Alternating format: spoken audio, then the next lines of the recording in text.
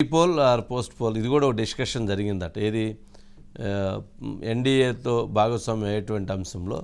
కానీ ముందుగానే పొత్తుతో ఫిక్స్ అయిపోయి వెళదాము అనేటువంటిది భారతీయ జనతా పార్టీ ఒక ఆలోచన. భారతీయ జనతా పార్టీ అది ఎక్కువ స్థానాలు తీసుకొని ఎక్కువ స్థానాల్లో గెలవాలి అనేటువంటిది కాదట. భారతీయ జనతా పార్టీ కూడా ఈసారి క్లియర్గా తక్కువ స్థానాలు తీసుకున్న ఇటు అసెంబ్లీలోను ఇటు పార్లమెంట్లోను ఏపీ నుంచి ప్రాధాన్యత ఉండే విధంగా, ఏపీ నుంచి వాళ్ళకి నెంబర్ ఉండే విధంగా వారు ముందుకు వెళ్ళాలి. ఇప్పుడు కనుక ఎక్కువ స్థానాలు తీసుకొని ఓడిపోవటం కంటే తక్కువ స్థానాలు తీసుకొని గెలవటం వలన మనకు భవిష్యత్తులో దాన్ని అకామిడేట్ చేసుకోవడానికి ఎక్కువ అవకాశం ఏర్పడుతుంది అనేటువంటిది ఒక క్లియర్ స్ట్రక్చర్ కూడా ఉందనేటువంటిది డిస్కషను. సరే Anil sir, good evening sir. ఏంటి మొత్తానికి స్తబ్దతగా ఉండటం తెలుగుదేశం పార్టీ జనసేన అంటే స్తబ్దతగా ఉండటం అంటే వీళ్ళిద్దరూ కూడా ప్రేమిస్తున్నామని చెప్పారు. అక్కడి నుంచి కూడా మేము ప్రేమిస్తున్నాము, కాకపోతే వెయిట్ చేయండి, అందుకు సంబంధించినటువంటి అనౌన్స్మెంట్ ఉండబోతుంది. మరొకసారి మనం కలిసినప్పుడు పొత్తులకు సంబంధించి లేదా సీట్లకు సంబంధించినటువంటి అంశాల గురించి మరొకసారి డిస్కస్ చేద్దాం. అంటే ఇప్పుడు వాళ్ళకి నార్త్లో అన్ని సీట్లు కూడా జరుగుతూ ఉన్నాయి. ప్రధానమంత్రి గారు రష్యా అబుదాబి వెళ్ళున్నారు.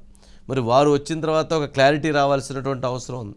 అంటే పొత్తు ఫిక్స్, సీట్లకు సంబంధించినటువంటి ఒక ఒడంబడికతో ఒక ప్రణాళికతో రాష్ట్రానికి సంబంధించిన అంశాల విషయంలో కూడా ఒక చర్చించుకొని ప్రధానమంత్రి మోదీ గారితో కూడా ఒక మీటింగ్ కంప్లీట్ అయిన తర్వాత అనౌన్స్మెంట్ జరుగుతాయి అనేటువంటిది అందుతున్నటువంటి సమాచారం. కానీ బాబు గారు ఇన్ని రోజులు ఇంత మౌనంగా బయటికి చెప్పకుండా ఉండటం ఏంటి, ఒక ఏమంటాం దాన్ని, మన రాజకీయ సంచలనం అంటే ఈ మధ్యకాలం కొంచెం మెయింటైన్ చేస్తున్నారు. జనరల్గా ఆయన ఉండరు, ఏదైనా ఉంటే అటు జరిగిందని పార్టీ కేడర్కి నాయకత్వాన్ని చెప్పేస్తారు. కానీ బాగా గోప్యతగా ఉంచినట్లుగా ఉంది. ఏంటి అనిల్? నిజంగా కూడా సార్, ఇటీవల తెలుగుదేశంలో చూస్తే చాలా పరిణామాల విషయంలో ఎవరికి స్పష్టత ఉండాల. పార్టీకి సంబంధించిన అధినేత మాత్రం అన్ని విషయాలలో ఒక ఆలోచన చేసి నిర్ణయాన్ని తన వద్ద ఉంచుకుంటున్నారు. సమయానుగుణంగానే దాన్ని ప్రకటించే విధంగా తన ఐడియాలజికల్ గా ఆలోచనలను కూడా బయటకు చెప్తున్న పరిస్థితి కనిపిస్తా ఉంది. అయితే దీంతో అధినేత ఆలోచన ఏంటి అనేది అంతుచిక్కక చాలా మంది నేతల్లో ఒక టెన్షన్.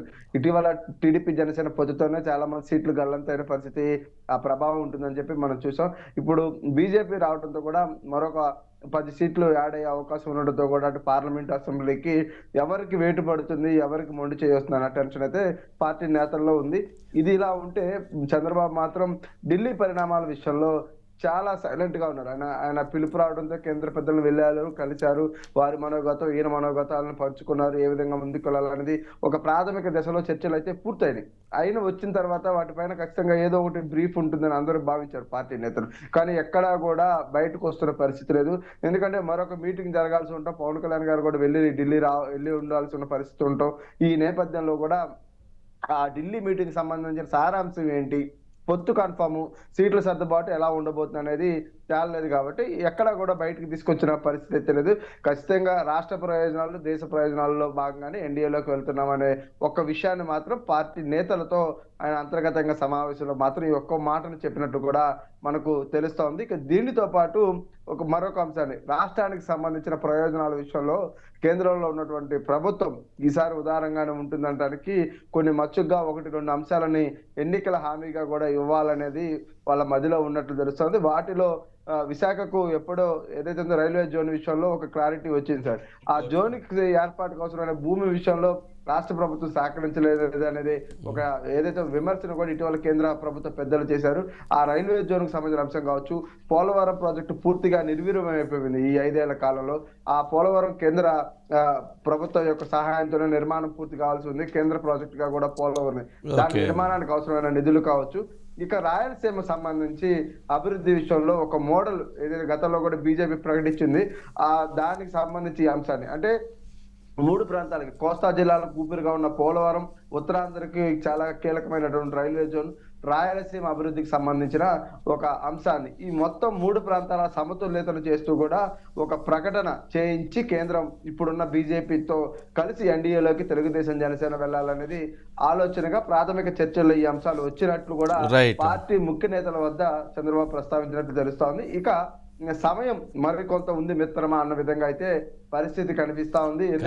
కరెక్ట్ అనిల్, మొత్తానికి అంటే పాపం క్యాడర్ ఎదురు చూస్తున్నారు కదా, అభ్యర్థులందరూ ఎదురు చూస్తూ ఉన్నారు. అవును సార్. అవతల వాళ్ళు ఏమైనా ప్రచారం చేసుకొని దూసుకెళ్తూ ఉన్నారు, వీళ్ళు ఏమన్నా ఇంకా ఎప్పుడు ఎప్పుడు ఎప్పుడు ఎప్పుడు అని చెప్పని చూస్తున్నారు. సరే వ్యాలంటైన్స్ డే రోజున 14వ తారీఖు వచ్చిద్ది అనుకున్నారు, కానీ 14వ తారీఖు లేదు, అది 20వ తారీఖుకి వెళ్ళేటువంటి పరిస్థితి ఉంది. 20వ తారీఖు అయినా అవుతుందా లేదో తెలియదు, మళ్ళీ 24వ తారీఖు అవుతుంది అంటున్నారు. మరి నోటిఫికేషన్ ఏమైనా దగ్గరికి వచ్చేసింది 22nd or 24th అంటున్నారు.